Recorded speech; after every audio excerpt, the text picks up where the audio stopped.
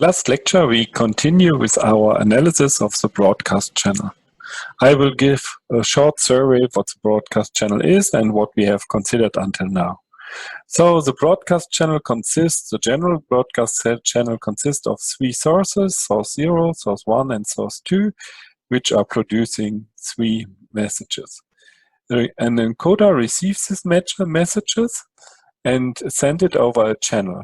This channel has two decoders, decoder 1 and decoder 2, which have the goal to estimate the first message, W0, and the dedicated message for each decoder. This is W1 for decoder 1 and W2 for decoder 2.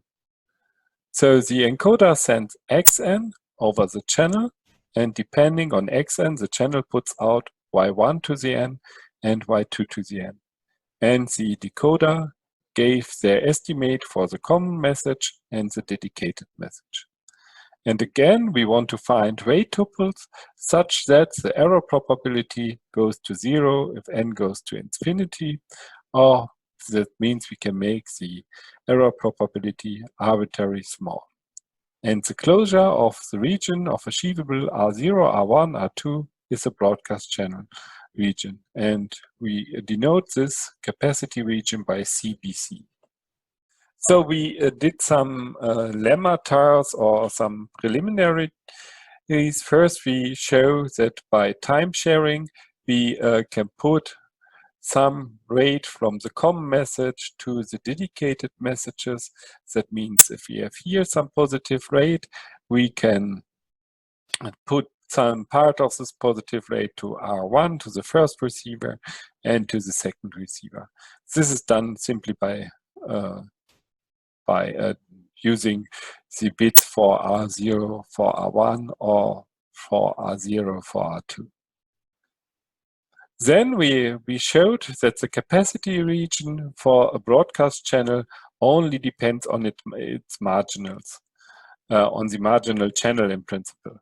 So if the marginal channels are the same, then we have the same capacity region for the broadcast channel.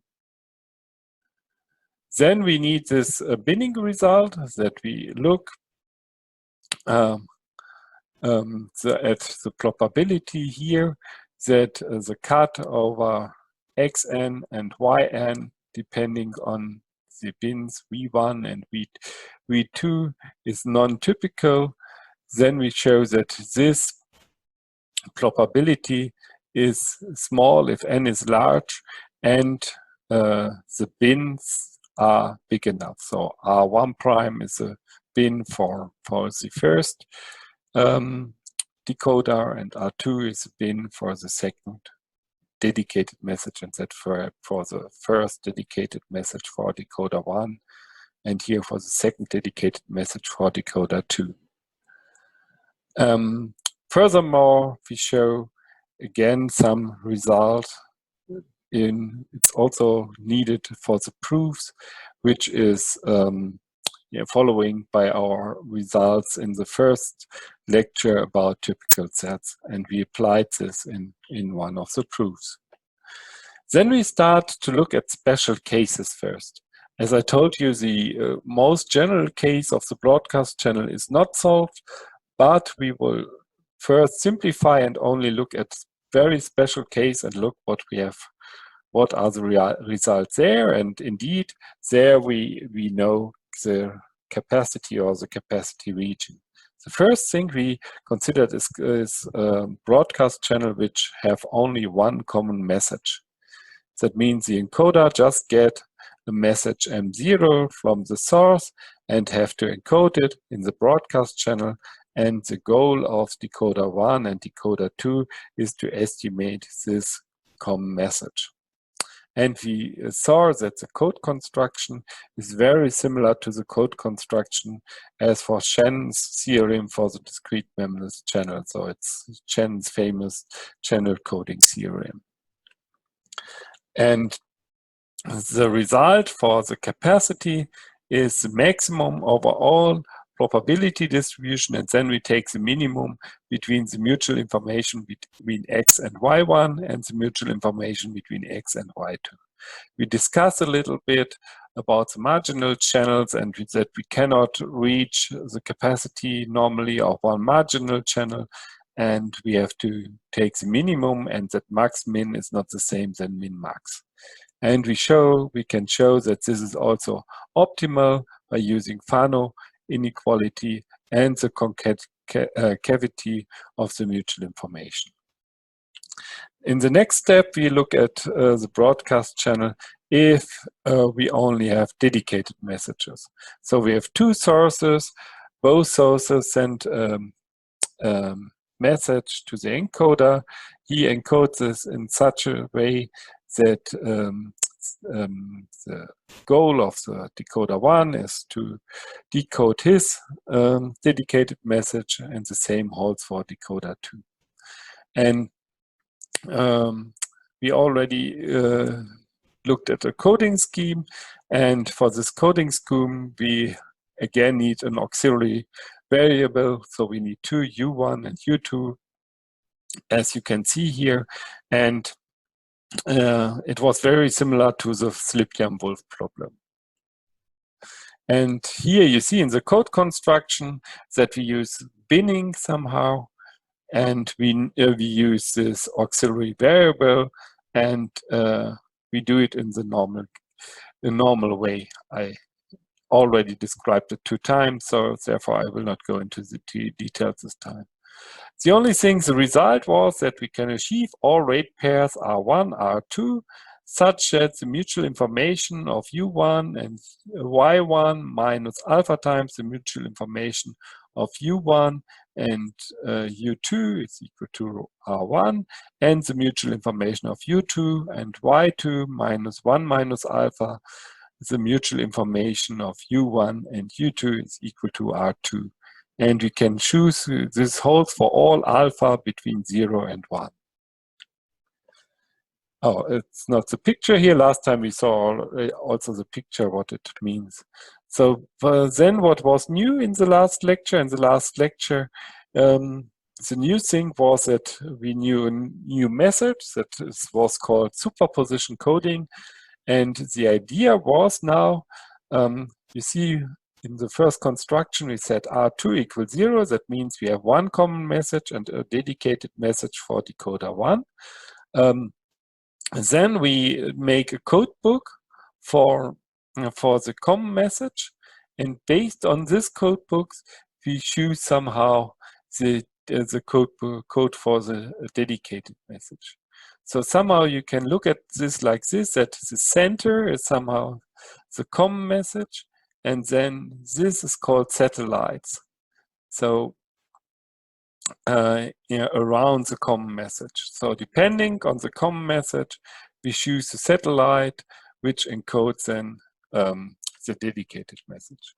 In more details, you see here we generate one code book to an R0, and there we also do it randomly, like normally we do, and then we choose their code word, and depending on this, we choose xn of W0 and W1.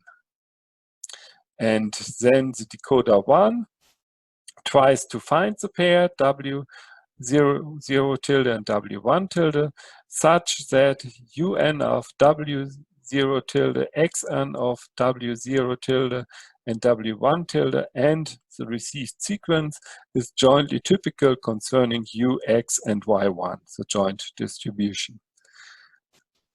That's also normal. I think it's very similar to the things what we always did in the last proofs. So the same holds for decoder 2, he did the same. And then we saw that we get this. We can achieve all rate pairs R0, R1, and 0, which fulfill these conditions here.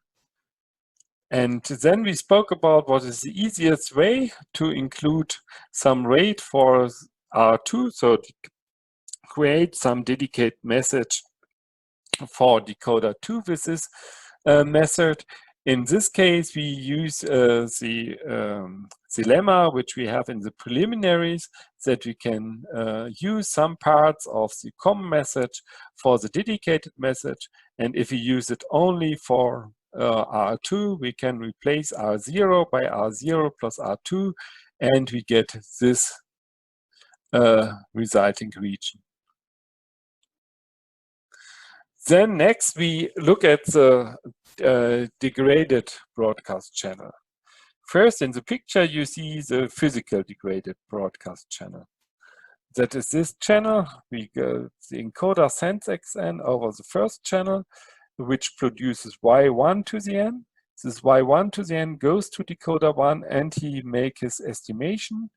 But it also goes through a second channel, and the second channel goes from y1 to the n to y2 to the n, and the decoder 2 receive y2 to the n and make his estimates.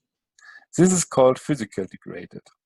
Then we also said that we can generalize this to stochastically degraded, and this is just the case if we have a broadcast channel which has the same marginal channel as some physical degraded channel. We already know that then the capacity region for both channels is the same, and that's a good thing also to call this degraded. But this is stochastically degraded, and this here is physical degraded. And then we apply to the degraded broadcast channel the superposition coding, exactly the method we used before.